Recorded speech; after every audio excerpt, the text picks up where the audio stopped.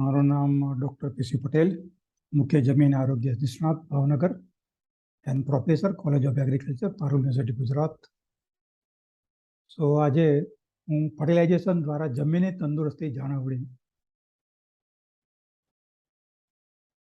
સો માટી એ જીવન ટકાવી રાખનારું કુદરતી સંસાધન છે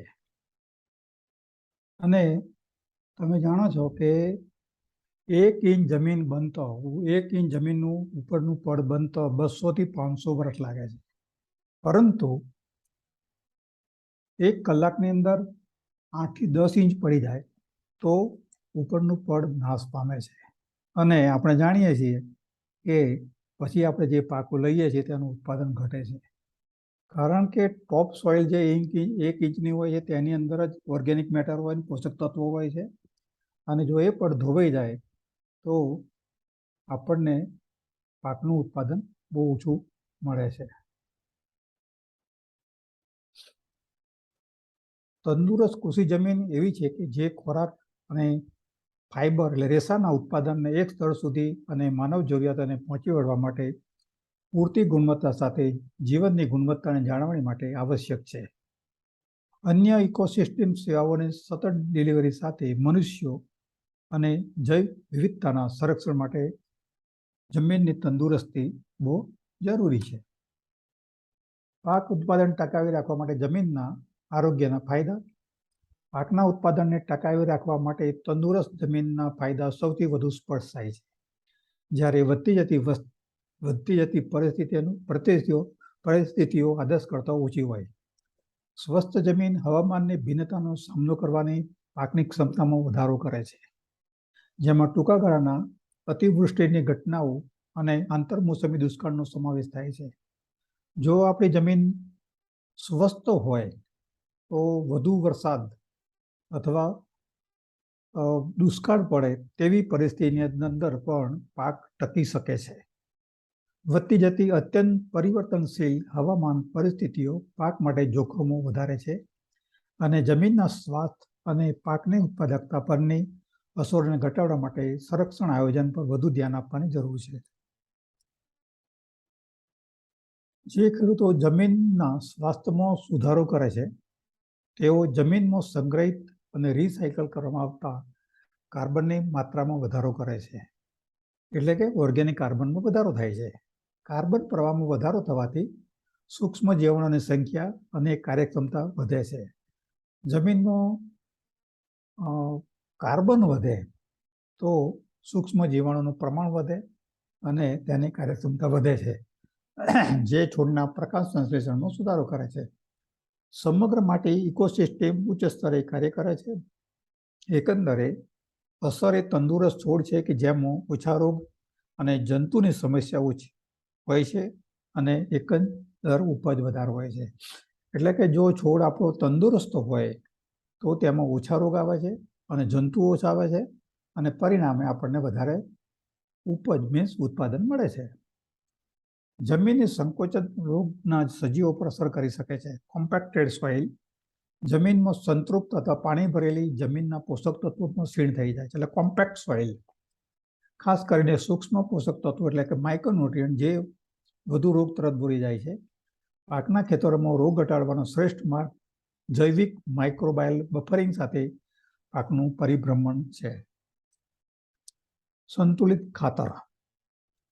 તમે આપ જોઈ શકો છો કે આ જે છોકરી છે તો સંતુલન રાખે છે એટલા માટે તે રોગ પર ચાલી શકે છે, પણ જો અસંતુલિત હોય તો એ રોગ પર ચાલી શકે નહીં. તેવી રીતે જમીનની અંદર પણ જો સંતુલિત ખાતર આપણે નાખીએ, જમીનની ચકાસણી કરીએ પ્રયોગશાળાની અંદર, અને જે જમીનમાં પૂરતા તત્વો હોય તે ઉમેરવા જોઈએ અને વધુ તત્વો હોય તે ફક્ત 20 થી 25% જ નાખવાની જરૂર છે.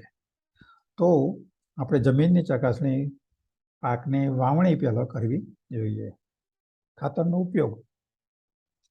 આનો ઉપયોગ છોડને પૂરતા પ્રમાણમાં પોષક તત્વો અને સંતુલિત પ્રમાણ કરવા માટે કરવામાં આવે છે. તેમના લાંબા ગાળાના ઉપયોગથી જમીનમાં કાર્બનિક પદાર્થનો સ્તરમાં ઘટાડો થતો નથી. નાઇટ્રોજન ખાતરના ઉપયોગથી મોટા પ્રમાણમાં નાઇટ્રોજન જમા થતો નથી. આપણે જાણીએ છીએ કે આપણે વર્ષોથી ચોમાસું, શિયાળુ, ઉનાળાની અંદર ખેતી કરીએ છીએ, કારણ કે જો પાણીની સગવડ હોય તો આપણે 3 થી 4 પાક લઈએ છીએ અને જમીનની અંદર જે પોષક તત્વો હોય તે 3 પાકો દર વર્ષે લીધા કરે છે, એટલે પ્રમાણ પોષક તત્વોનું ઘટી જાય છે. આથી એ પોષક તત્વો આપણે રાસાયણિક ખાતર દ્વારા ઉમેરવા જોઈએ. છોડ અને તેઓ જે પાક ઉપાડે છે તેમના પોષક તત્વો તેઓ જે જમીન મૂકે છે તેમાંથી મેળવે છે.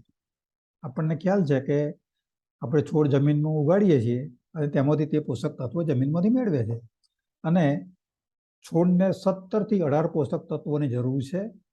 એમાં મેજર તત્વ નાઇટ્રોજન, ફોસ્ફરસ, પોટેશિયમ, ગૌણ તત્વ કેલ્શિયમ, મેગ્નેશિયમ, સલ્ફર અને સૂક્ષ્મ તત્વ ઝીંક, આયર્ન, કોપર, તાંબુ,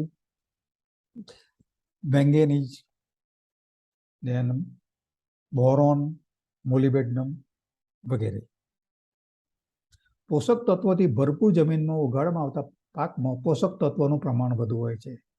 જો તમારી જમીન ફળદ્રુપ હોય તો સ્વાભાવિક રીતે છોડ વધુ પોષક તત્વો લે અને એ છોડની અંદર પોષક તત્વો વધુ હોય એના કારણે આપણને પાકનું ઉત્પાદન વધારે મળે.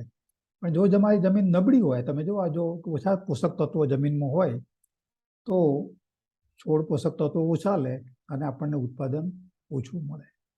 એટલે જમીનમાં જે ખૂટતા, દાખલા તરીકે જમણી બાજુ તમે જુઓ છો કે જે જમીનમાં ખૂટતા પોષક તત્વો છે તે આપણે ઉમેરવા જોઈએ ને એ પોષક તત્વો આપણે રાસાયણિક ખાતર, છાણિયા ખાતર દ્વારા ઉમેરવા જોઈએ. છોડના શ્રેષ્ઠ વિકાસ અને વિકાસ માટે જરૂરી 17 છોડના પોષક તત્વો છે. જો આમાંના એક પોષક તત્વની ઉણપ હોય તો પાકના જીવન ચક્રને નકારાત્મક અસર થશે. જ્યારે અન્ય તમામ જરૂરી પોષક તત્વો પૂરતા પ્રમાણમાં પૂરા પાડવામાં આવે ત્યારે પણ. દાખલા તરીકે જમીનની અંદર જસ્ત તત્વની અથવા લોહ તત્વની ઉણપ હોય અને બાકીના તમામ તત્વો જમીનમાં પૂરતા હોય તો પાકના ઉત્પાદન ઉપર અસર થાય છે. એક તત્વ અથવા તેનાથી વધારે તત્વના લીધે છોડની અંદર ઉણપ આવે છે અને એ ઉણપના કારણે છોડની અંદર વિકાસ જોઈએ એવું થતો નથી અને આપણને ઉત્પાદન ઓછું મળે છે. જ્યારે પોષક તત્વોનું યોગ્ય સંતુલન પ્રોપર બેલેન્સ હોય ત્યારે જ મહત્તમ ઉપજની સંભવિતતા પ્રાપ્ત કરી શકાય છે. So for obtaining the higher crop production, we should have to apply balanced nutrition in soil.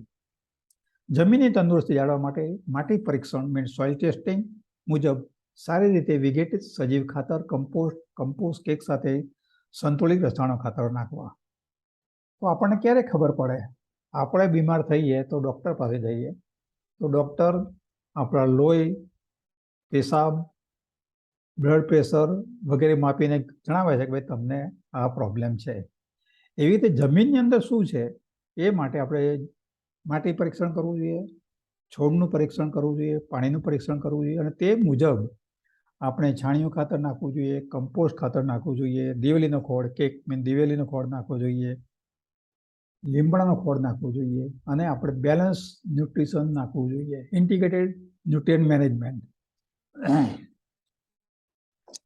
Soil pH effect ability of plant nutrients.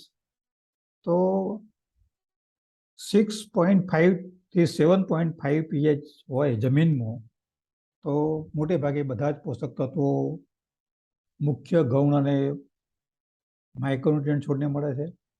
પરંતુ જો આપણે જમીનમાં કાળજી ન રાખીએ તો આપણી જમીન સલાઇન, આલ્કલાઇન મીન્સ ભાસ્મિત થઈ જાય છે. એ વખતે આપણી જમીનનું pH 8.5 કરતાં વધી જાય છે. આપણે સતત એસિડિક ફર્ટિલાઇઝર નાખીએ તો જમીનનું pH ઘટી જાય છે, એવી જમીન એસિડિક બની જાય છે. જો આપણી જમીન એસિડિક બની જાય તો તેના માટે લાઇમ, ચૂનું અથવા ડોલોમાઇટ નાખવો જોઈએ. આપણી જમીન જો ક્ષારવાળી બની જાય તો એના માટે આપણે કેલ્શિયમ, મેગ્નેશિયમ, સલ્ફર નાખવા જોઈએ અને આપણને ખ્યાલ હશે કે જીપ્સમ, ચિરોડી પણ જમીનમાં આપણે નાખીએ છીએ તો તેનાથી જમીન સુધરે છે. પરંતુ જમીનને બગાડતા પહેલો આપણે ખાસ એ કાળજી રાખવી કે જમીન આપણી બગડે ના અને આપણી જમીનને તંદુરસ્તી જળવાઈ રહે એ અગત્યનું છે. જો તમારે વધુ ઉત્પાદન મેળવવું હોય તો જમીનને તંદુરસ્ત રાખવી જરૂરી છે. વિઝ્યુઅલ નિદાન દ્વારા છોડમાં પોષક તત્વોની ઉણપની સમસ્યાને ઓળખો, પરંતુ છોડના વિશ્લેષણ પછી તેની પુષ્ટિ કરો અને પોષક તત્વોની ઉણપને દૂર કરવા માટે માટી પણ ઉમેરવા માટે યોગ્ય પોષક ખાતર સ્ત્રોત પસંદ કરો.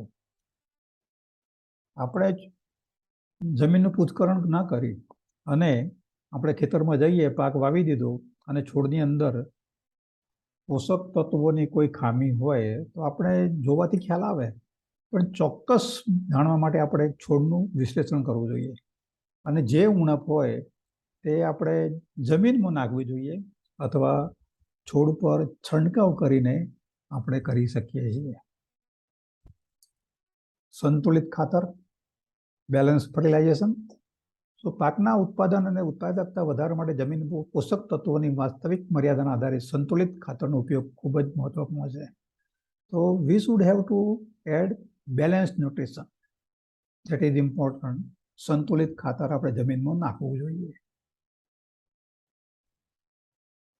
ડાંગરના ઉત્પાદન ઉપર સંતુલિત ખાતરની શું અસર થાય છે તે અહીંયા બતાવ્યું છે. તો આપણે જોશો કે આદર્શ ગુણોત્તર નાઇટ્રોજન, ફોસ્ફરસ, પોટેશિયમનો 2:1:1 છે. જો આપણે રેશિયો નેરો હોય તો જો અહીંયા નાઇટ્રોજન 120, 22 ને 66 આપ્યો છે તો એની અંદર ઉત્પાદન આપણને વધારે મળ્યું છે. પરંતુ પહેલી ટ્રીટમેન્ટમાં 111 કિલો નાઇટ્રોજન આપ્યો, 18 કિલો ફોસ્ફરસ આપ્યો અને ફક્ત 17 કિલો પોટાશ આપ્યો, તો ડાંગરનું ઉત્પાદન આપણને ઓછું મળ્યું છે પ્રતિ હેક્ટરે. તમે અહીં જોઈ શકો છો, અહીં આગળ લગભગ 5 ટનની આજુબાજુ મળ્યું છે, 5.2 ટન, જ્યારે અહીં આગળ આપણને 5.7 ટન મળ્યું છે પ્રતિ હેક્ટરે. એટલે આપણે નાઇટ્રોજન, ફોસ્ફરસ, પોટેશિયમનો રેશિયો જાળવવો જોઈએ અને એ રેશિયા માટે આપણે જમીનનું પૃથ્થકરણ કરવું જોઈએ. કારણ કે નાઇટ્રોજન, ફોસ્ફરસ, પોટેશિયમનો રેશિયો કેવી રીતે જાણીએ? આપણે એનપીકે જમીનમાં શું છે એ જાણીએ તો ખબર પડે અને આપણે જે જમીનની અંદર ભલામણ કરે છે એ પ્રમાણે આપણે ખાતર નાખવું જોઈએ. તો આપણને સંતુલિત ખાતર જમીનમાં નાખીએ. સંતુલિત ખાતર જમીનમાં નાખીએ તો છોડ સંતુલિત ખોરાક લે અને છોડનો વિકાસ સારો થાય, આપણને વધારે ઉત્પાદન મળી શકે. ખાતરોનો વધુ પડતો ઉપયોગ અને ઓછો ઉપયોગ. ખાતરોનો વધુ પડતો ઉપયોગ, ખાસ કરીને નાઇટ્રોજન, જમીનમાં નાઇટ્રોજન જમા તરફ દોરી શકે છે. ક્રોનિક નાઇટ્રોજન ઉમેરાથી જમીનમાં નાઇટ્રોજન ખનીકરણમાં વધારો થઈ શકે છે. ખનીજકરણ એટલે મિનરલાઇઝેશન. જો આપણે નાઇટ્રોજન જમીનમાં વધારે ઉપ્યા તો નાઇટ્રોજન જલ્દી બહાર પડે છે અને છોડ એ વખતે લઈ ના શકતો હોય તો એ જમીનમાં ઉતરી જાય કે નાઇટ્રોજન હવામાં લોસ જાય છે. નાઇટ્રોજન ખાતરનો વધુ પડતો ઉપયોગ જમીનને એસિડિક તરફ દોરી જાય છે. મેં હમણાં જણાવ્યું કે જો તમે કન્ટિન્યુઅસ એમોનિયમ સલ્ફેટ કે યુરિયા ખાતર નાખો તો તમારી જમીન એસિડિક બની જાય અને એનું પીએચ 100 પર તો નીચે જાય તો પણ આપણને ઉત્પાદન ઓછું મળે. એક નકારાત્મક માટે આરોગ્ય લક્ષણ કારણ કે તે પોષક તત્વોની ઉપલબ્ધતામાં અસંતુલન તરફ દોરી જાય છે. અસંતુલન એટલે ઇમ્બેલેન્સ. ખાતરોના ઓછા ઉપયોગનો અર્થ એ છે કે પાક સાથે નિકાસ કરવામાં આવતા માટીના પોષક તત્વો ફરી ભરાઈ રહ્યા નથી, જેના કારણે જમીનનો બગાડ થાય છે અને ઉપજમાં ઘટાડો થાય છે. એટલે જો આપણે જમીનમાં ખાતરનો ઉપયોગ ઓછો કરીએ, પૃથ્થકરણ ન કરીએ તો છોડને તો જે પોષક તત્વો જોઈએ તો લેવાનું જ છે, જેના કારણે જમીનની અંદર જે પોષક તત્વો એમાં ઘટાડો થાય છે અને આપણને જે ઉત્પાદન મળે તેમાં પણ ઘટાડો થાય છે. જમીનના સ્વાસ્થ્યનું પરીક્ષણ શા માટે કરવું જોઈએ? તો આપણે કોરોના દરમિયાન આપણે જોયું છે કે આપણે COVID-19 વખતે આપણે જમીન પર કોરોનાનો ટેસ્ટ કરાવેલો. એવી રીતે જમીનના સ્વાસ્થ્ય માટે પણ ટેસ્ટ કરાવવો જરૂરી છે. એવી રીતે પાણીનું પણ ટેસ્ટિંગ આપણે કરવું જોઈએ. તો રાસાયણિક પરીક્ષણો દ્વારા જમીનની તંદુરસ્તીનું પરીક્ષણ કરી શકાય છે. તે ઉત્પાદન પરિણામના આધારે પસંદ કરવું જોઈએ. મૂળભૂત પરિણામો પીએચ, પોષક સ્થિતિ, ફોસ્ફરસ, પોટેશિયમ અને મેગ્નેશિયમ અને માટીમાં રહેલા સેન્દ્રિય પદાર્થ ઓર્ગેનિક મેટરના રજકણ નિયમિતપણે પરીક્ષણ કરવા જોઈએ. તો આપણે દર વર્ષે પરીક્ષણ કરવું જોઈએ.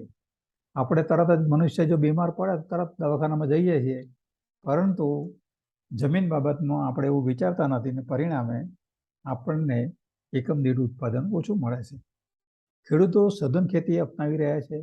ઉચ્ચ પૃથ્થકરણીય ખાતરનો ઉપયોગ અને ખૂબ જ ઓછી માત્રામાં જૈવિક પદાર્થોનો ઉપયોગ જમીનમાં બહુ પોષક તત્વોની ઉણપ જોવા મળે છે.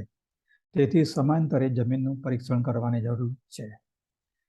સઘન ખેતી મેં જણાવ્યું કે ખેડૂતો વર્ષની અંદર 3 થી 4 પાક લે છે. એટલે સ્વાભાવિક છે કે જમીનમાંથી એ પાક 4 પાક હોય કે 3 પાક હોય, જમીનમાંથી પોષક તત્વો વધારે લે, અને એ પોષક તત્વો જમીનમાં વધારે લે તો જમીનની અંદર આપણને ઉણપ જોવા મળે. તમને એક જ એક્ઝામ્પલ આપું. બેંકની અંદર આપણે 1 લાખ રૂપિયા મૂક્યા હોય અને દર વર્ષે આપણે ઉપાડ કરીએ તો એક સમય એવો આવે કે બેંક વાળો આપણને એવું કહી દે છે કે ભાઈ બેલેન્સ નથી, તમને પૈસા મળી શકે નહીં.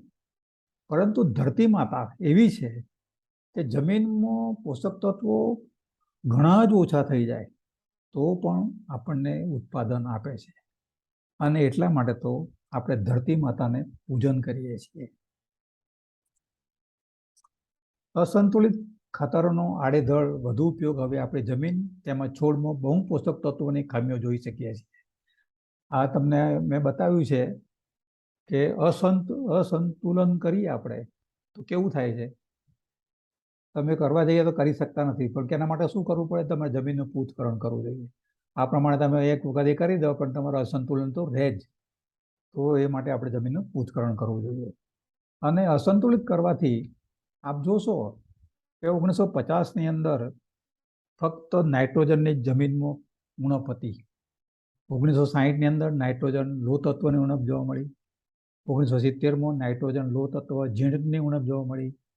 અને 2010-2020ની અંદર આપણને નાઇટ્રોજન, લો, ઝીંક, potassium, sulphur, magnesium, boron, molybdenum એટલે કે મલ્ટી ન્યુટ્રિયન્ટ ડેફિશિયન્સી જોવા મળી.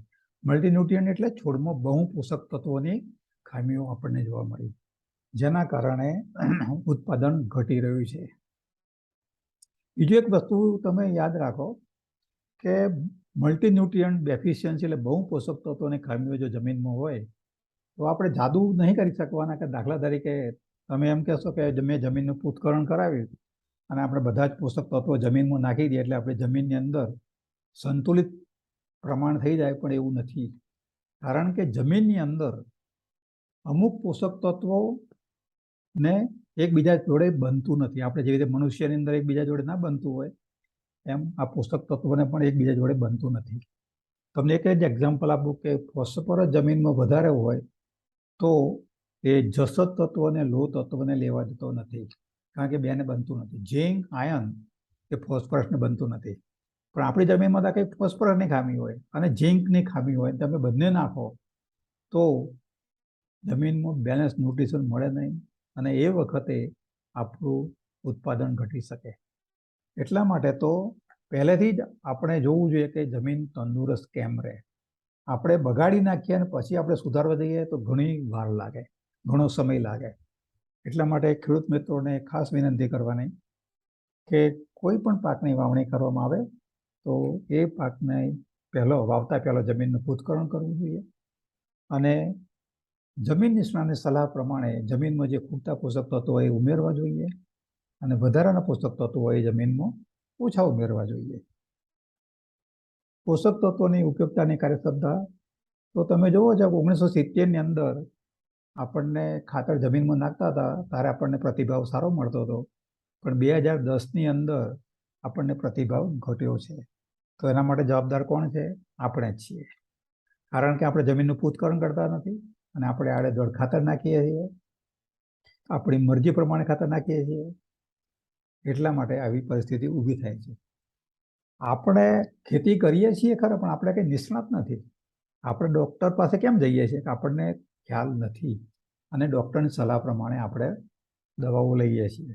એ પ્રમાણે આપણે ખેતી નિષ્ણાતોની સલાહો લઈ અને જમીનમાં રાસાયણિક ખાતરો ઉમેરવા જોઈએ. હવે હું સેવામાં એગ્રી ક્લિનિક અને લેબોરેટરી ભાવનગર ખાતે કામ કરું છું અને મારું ડેઝિગ્નેશન છે ચીફ સોઇલ હેલ્થ સ્પેશિયાલિસ્ટ. એમાં હું તમને આપ સર્વોને સ્વાગત કરું છું અને મેં ખાતરી કરી છે કે તમે હંમેશા શ્રેષ્ઠ પરિણામ મેળવો. તો માટી પરીક્ષણ, માટીના નમૂનાને પરીક્ષણનું આ પ્રથા તેમના ખેડૂતોને કયા પોષક તત્વોની જરૂર છે તે બરાબર જાણવા મદદ કરશે. જમીનના પ્રકાર અને તેને પોષક ક્ષમતાઓને ધ્યાનમાં રાખવાથી વ્યક્તિને જંતુ અને રોગ નિયંત્રણ દરમિયાન કયા પ્રકારનો પાક ઉગાડવો અને કયા પ્રકારની જીવાતનો ઉપયોગ કરવો તે જાણવા મદદ મળશે. તો અમારી આ સેવામાં એગ્રી ક્લિનિક એન્ડ લેબોરેટરી છે. સો જમીન અને છોડના નમૂના પરથી છોડના પોષક તત્વો તેમજ છોડના રોગોનું નિદાન, બેક્ટેરિયા, ફૂગ અને નેમેટોડ માટે માટી, પાણી અને છોડનું પરીક્ષણ કરો. સેવામાં એગ્રી ક્લિનિક અને એગ્રી લેબોરેટરી, ભાવનગર, ગુજરાત, ભારત. એની વેબસાઇટ છે sevama.in.